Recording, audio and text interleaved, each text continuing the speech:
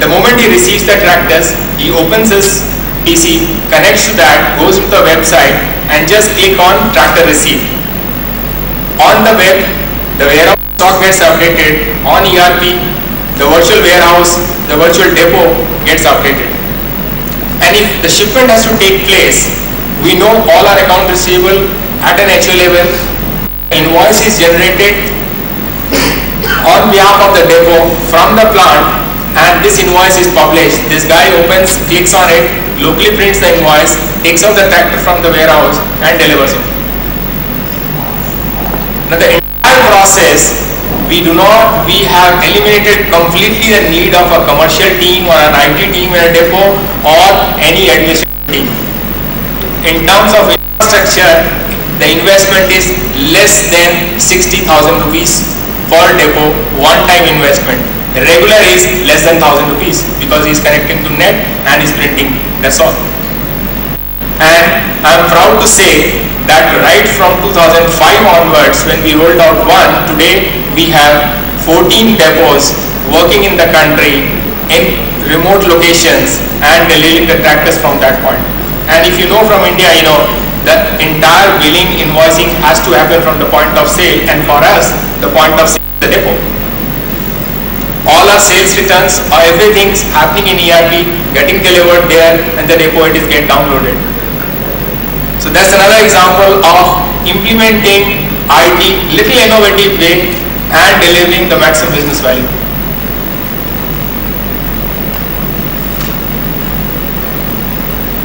One simple example, you know, everybody has implemented ERP, nothing great about it.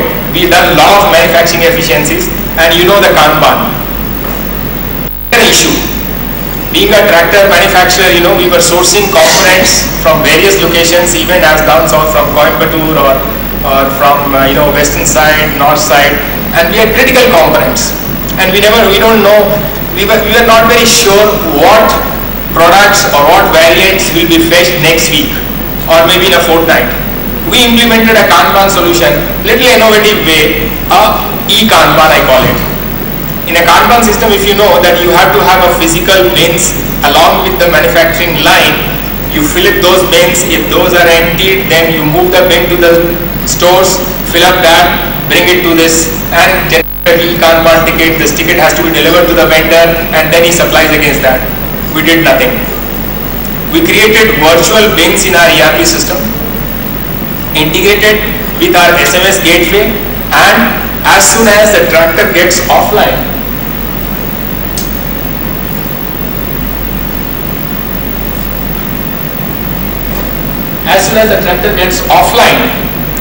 there is an auto function in the ERP system. It starts backflashing the material, and once the backflashing starts, if the virtual bins get empty, immediately a SMS trigger goes to the supplier, goes to the third-party logistic to pick up the material, and to the buyer who is responsible to collect that item from the supplier. And email also goes. Now, if the material is supplied here, the guy who is making a GRN, he does not know whether it's a Kanban item or what. Automatically, the system identifies that there was a Kanban ticket. It matches with that and sends a message back that, look, I asked for 100 pieces, you have delivered me 80, please supply 20. So at the point of receipt, immediately the information goes to the supplier that he has not met what we required. And even if it has delivered excess, we send in immediately the trigger and a message that, look, you supplied 20 pieces extra. Next time when there is a trigger goes, please reduce this 20 pieces. In this way, we have been able to reduce our inventory on a monthly basis with 187 items to the tune of 10 crores. On this investment, there was only 3-man month effort, in-house team did it, that's all about it. So one way of implementing, innovative way, how we really bring value to our organization in terms, this was purely a manufacturing efficiency. Similarly, one more example, we implemented e-catalog, and I'm proud to say that that is one of the finest implementations in the country. The e-catalog does not talk about item codes, does not talk about anything, it just shows a picture. You click on the picture and the same item will get registered as an order in an ERP system. 407 dealers out of 450 in the country are using that system. And no dealer, which is a very small dealer, if you compare a tractor dealer with a car dealer, it's a big difference. These guys sell 3-4 tractors, they don't know much of an English, they largely talk about their own vernacular, they deal with the customers, those who go by the color of the tractor.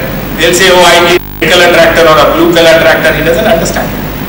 Imagine these people are able to use the system by looking at these small isometric views of the component and place that order.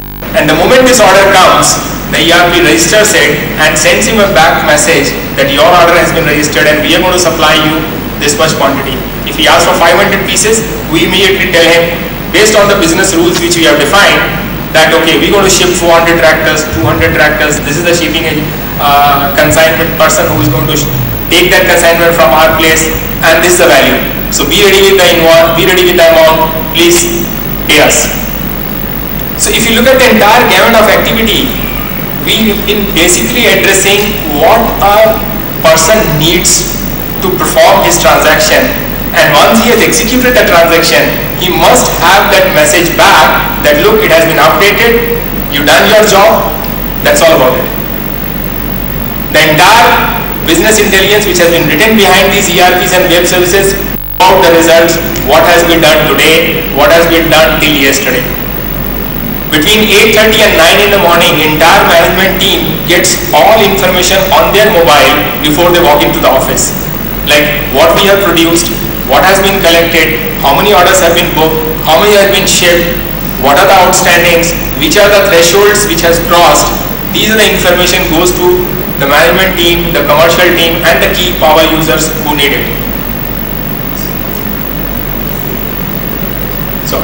So this is just an example, and I think I am being reminded, so I leave it. I just wanted to share that we now come out with electronic manual, which is basically to be trained our dealer mechanics.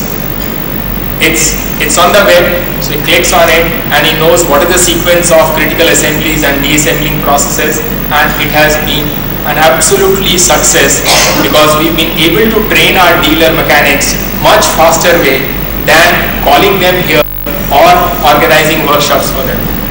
So there's a couple of different way of implementing IT. Thank you.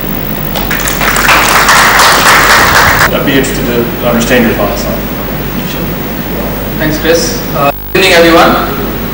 I know we're just about 20 minutes, so I won't take more than 5 minutes on the topic. And thanks, Avinash, for a wonderful case study. It's very heartening to see that SMS is being used to such a great extent. Right? And I always used to just think that SMS was only sent to inform about movies or payment status and so on and so forth. It's great to see in a manufacturing environment that SMS is being used effectively. So what I want to do is in next just about 3 or 4 slides is give you an enterprise view from a enterprise communication standpoint, which is largely the unified communication and contact center, and that's what Avaya is in.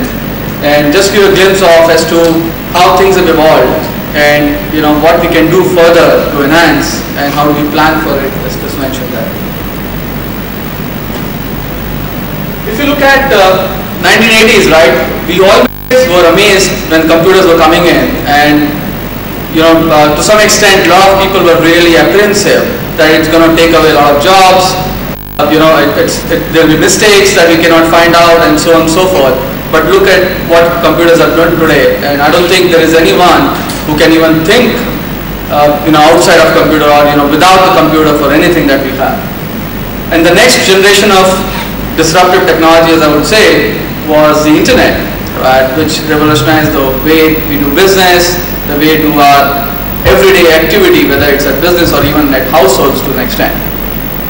And then now we are only extending it to the next level, and you've heard this from other panelists as well before, and I'm just sort of relating it back to my keynote yesterday, that there are a lot of transformational technologies which play here, as you can see, and mobile, web, and virtualization play a very important role here.